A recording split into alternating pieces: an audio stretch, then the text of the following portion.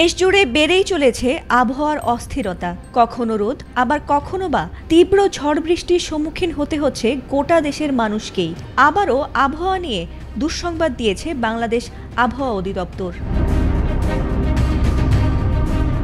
আবহাওয়া অধিদপ্তরের পূর্বাভাস বলছে, পশ্চিম মধ্য বঙ্গোপসাগরে সৃষ্ট লঘুচাপে ও সক্রিয় মৌসুমী বায়ুর প্রভাবে ঢাকাসহ দেশের 14 জেলায় ঘণ্টায় সর্বোচ্চ 60 কিলোমিটার বেগে তীব্র ঝড় হতে পারে। সেই সঙ্গে বাড়তে পারে বৃষ্টি অথবা বজ্রসহ বৃষ্টি। রোববার দেশের অভ্যন্তরীণ নদীবন্দরসমূহের জন্য দেয়া পূর্বাভাসে এ তথ্য জানানো হয়েছে।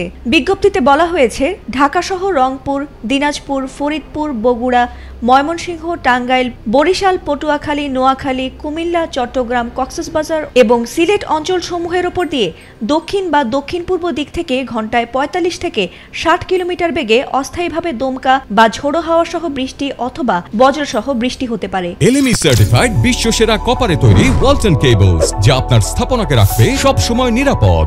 এসব এলাকার নদীবন্দর সমূহকে 1 নম্বর সতর্ক সংকেত দেখাতে বলা হয়েছে। এছাড়া ঢাকা ও পার্শ্ববর্তী এলাকায় দিনের তাপমাত্রা কমতে পারে বলে আভাস দিয়েছে আবহাওয়া অধিদপ্তর।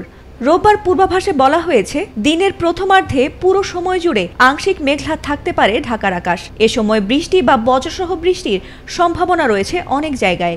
সেই সঙ্গে দক্ষিণ ও দক্ষিণ পশ্চিম দিক থেকে ঘণ্টায় 10 থেকে 15 কিলোমিটার বেগে বাতাস প্রবাহিত হতে পারে এ সময়। এছাড়া দিনের তাপমাত্রাও আগের তুলনায় সামান্য পরিমাণ কমার সম্ভাবনা রয়েছে। শনিবার সর্বোচ্চ তাপমাত্রা ছিল 32.2 ডিগ্রি সেলসিয়াস এবং আজ রবিবার সর্বনিম্ন তাপমাত্রা পাওয়া গেছে 27.8 ডিগ্রি সেলসিয়াস। এদিকে অন্য আরেক বিজ্ঞপ্তিতে আবহাওয়া অধিদপ্তর জানিয়েছে, রংপুর, ময়মনসিংহ, ঢাকা, বরিশাল, চট্টগ্রাম ও সিলেট বিভাগের অনেক জায়গায় এবং রাজশাহী ও খুলনা বিভাগের কিছু কিছু জায়গায় অস্থায়ীভাবে দমকা হাওয়া সহ হালকা থেকে মাঝারি ধরনের বৃষ্টি অথবা বজ্রসহ বৃষ্টি হতে পারে। সেই সঙ্গে সারা দেশের কোথাও কোথাও মাঝারি ধরনের ভারী থেকে অতি ভারী বর্ষণ হতে পারে। তবে এই সময়ে তাপমাত্রা প্রায় অপরিবর্তিত থাকতে পারে বলে জানিয়েছে আবহাওয়া অধিদপ্তর। ফাতিমা সুলতানা, এটিএন বাংলা।